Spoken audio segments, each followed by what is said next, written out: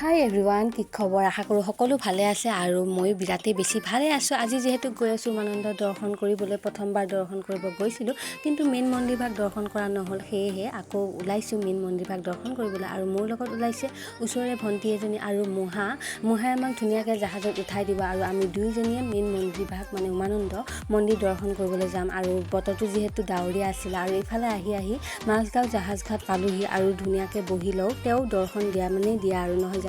এইফালে আকৌ আহি আকৌ ফেঞ্চি জাহাজ ঘাটত উঠিব ল'লোঁ উমানন্দলৈ বুলি, আৰু মহাই আমাক ইয়াতে বিদায় দিব আৰু আমি ইয়াৰ পৰাই ধুনীয়াকৈ দুইজনে যামগৈ, যিহেতু মহাই ইয়াতে জব কৰে সেইকাৰণে। আৰু আমাৰ জাহাজৰ টিকেটকেইটাও ফ্ৰী আছিলে মহাৰ কাৰণে। আৰু এইবোৰ যে জাহাজবোৰ দেখিছে, গভৰ্ণমেণ্ট জাহাজ হৈ অহা যোৱা 40 টকাকৈ উমানন্দলৈ। আৰু প্ৰাইভেট জাহাজ আছে, প্ৰাইভেট জাহাজতো উঠি বহুত বেছিয়ে ভাল লাগে, অহা যোৱা 200 টকা। আৰু ফাইনেলি জাহাজখনৰ পৰা উমানন্দখন দেখুৱাই দিছোঁ, বিৰাট বেছিয়ে ধুনীয়া আৰু পিকক এটাৰ দৰে দেখিবলৈ। আৰু উমানন্দ মন্দিৰ দেখিছেনে? আৰু ইমান ধুনীয়া মন্দিৰ এটা।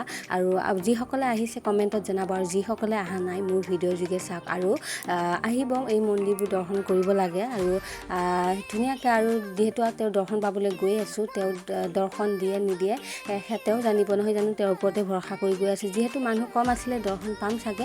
আৰু এইফালে আহি উমানন্দ ঘাটটো দেখুৱাই দিছোঁ। আৰু এইফালে গছ গছনি, এইফালে শিল দেখিছেনে?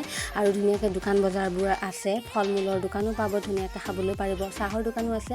আৰু পূজাৰ সামগ্ৰী যি লাগে, আৰু তেল ধূপ ফুল চুল চাকি তাকি সকলোখিনি পাবগৈ। আৰু এইফালে মেইন গেটখন দেখুৱাই দিছোঁ। মেইন গেটখনত ধুনীয়াকৈ ওম এটা লেখা আছে। আৰু এইবোৰ চিৰি এনেকৈ উঠি যাব লাগিব মন্দিৰৰ ওপৰলৈকে। আৰু চিৰিবোৰ উঠোঁতে ভৰি বিষায় বাৰু, নামোতে ভৰি নিবিষায়। আৰু চিৰিৰ কাষতে চাইনবোৰ্ডবোৰ ধুনীয়াকৈ আছে, চাইনবোৰ্ডবোৰত ধুনীয়াকৈ লিখা আছে উমানন্দৰ বিষয়ে।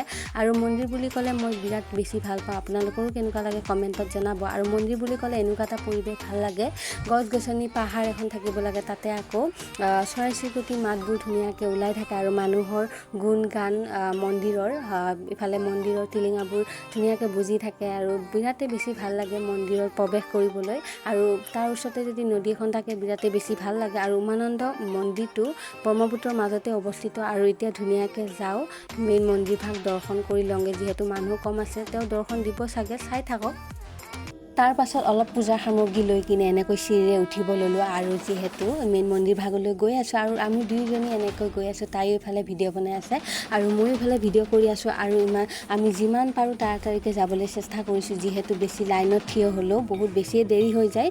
যিমান সোনকালে পাৰোঁ সিমান সোনকালে লাইনত হ'বলৈ চেষ্টা কৰিছোঁ, সিমান সোনকালে গৈ আছোঁ, চাওঁ কি হয় কি নহয়। আৰু এইফালে দেখিছেনে মেইন মন্দিৰটো দেখুৱাই দিছোঁ। আৰু এনেকৈ মানুহবোৰে লাইন পাতি আছে, আমিও তাড়াতাড়িকৈ লাইনত থিয় হৈ লওঁগৈ। আৰু যিমান দেৰি কৰিব সিমানেই দেৰি হৈ যায়। আৰু এইফালে লাইনত থিয় হৈছোঁহি, আৰু আমাৰ আগততো লাইনত আছেই মানুহ, আৰু আমাৰ পিছতো আছে। আৰু এনেকৈ ৰখি থাকিব লাগে, যিহেতু সকলোকে একেলগে সোমাবলৈ নিদিয়ে, 2-3জনকৈহে সোমাবলৈ দিয়ে।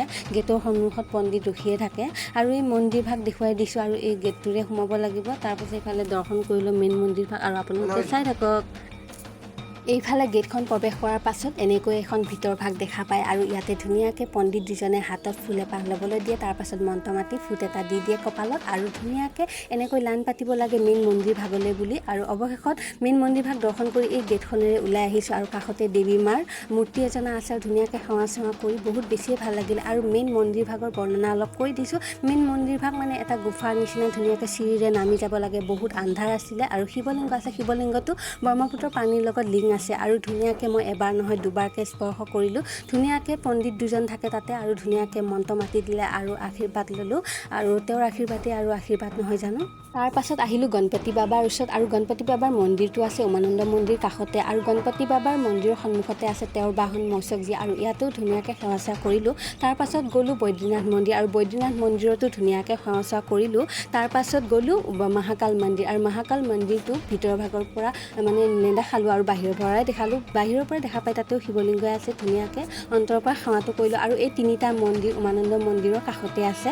তাৰ পাছত চিৰিৰে নামি আহিলোঁ এনেকৈ হৰগৌৰী মন্দিৰলৈ। আৰু এই মন্দিৰটো খুবেই বেছি ধুনীয়া হয়, ইয়াতো শিৱলিংগই আছিলে। আৰু ধুনীয়াকৈ সেৱা কৰিলোঁ। আপোনালোকে যদি মন্দিৰটো দৰ্শন কৰিব বিচাৰে তেতিয়াহ'লে এতিয়া নাহিব, কাৰণ জাহাজবোৰ বন্ধ কৰি দিয়া হৈছে। পাৰিলে ঠাণ্ডা দিনত দৰ্শন কৰিব, আৰু ধুনীয়াকৈ দৰ্শন চৰ্শন কৰি যাব। আৰু এইফালে দেখুৱাই দিছোঁ হনুমান মন্দিৰ। আৰু ভিতৰ ভাগলৈ গৈ নাথাকিলোঁ, বাহিৰৰ পৰা দেখালোঁ। জাহাজ এখন অহাৰ বাবে আট্টানি কৰিব লগা হ'ল। এইখনে হৈছে জাহাজখন আৰু জাহাজখন ধুনীয়াকৈ আহি পাইছে আমিও আটানিকে চিৰিৰে নামিব লৈছোঁ আৰু এইখন হৈছে প্ৰাইভেট জাহাজবোৰ আহে আৰু যায় ৰৈ নাথাকে গভৰ্ণমেণ্ট জাহাজ হ'লে টাইম মতেহে আহে সেইকাৰণে আমি আটানিকে যাবলগীয়া হৈছে যিহেতু 12:30 বাজিছিলে আকৌ এখন ধৰিব লাগিব 1 বজাত ধুনীয়াকৈ প্ৰাইভেট জাহাজখনত বহিব ল'লোঁ আৰু প্ৰাইভেট জাহাজখনত মানুহ ইমান নাছিলে আমিও ধুনীয়াকৈ দুইজনীয়ে বহি ল'লোঁ আৰু যিহেতু ৰাতিপুৱাই আহিছিলোঁ একো এটা খাই অহা নাছিলোঁ অকল পানী খাই আহিছিলোঁ আৰু তেওঁৰ দৰ্শন দিলে বহুত বেছি ভাল লাগিলে হয়তো আমি কেতিয়াবা ভবামতে সকলো হৈ নাযায় আৰু তেওঁৰ দৰ্শন দিলেহে দৰ্শন পাম নহয় জানো তেওঁৰ ইচ্ছা থাকিব লাগিব ফাইনেলি আজি দৰ্শন পাই গ'লোঁ বহুত বেছি ভাল লাগিলে আৰু ভিডিঅ'টো যদি ভাল লাগিছে লাইক কমেণ্ট শ্বেয়াৰ কৰিব নাপাহৰিব শেষত মোৰ ইউটিউব চেনেলটো ছাবস্ক্ৰাইব কৰি দিব যদি ফেচবুকত চাই আছে ফেচবুকত চাই থকা সকলোকো কৈছোঁ মোৰ ইউটিউব চেনেলটি হৈছে ৰূপালী ভ্লগছ টেম্পল ছাবস্ক্ৰাইব কৰি দিব আৰু বহুত বেছি ভাল লাগিলে শেষত বাই বাই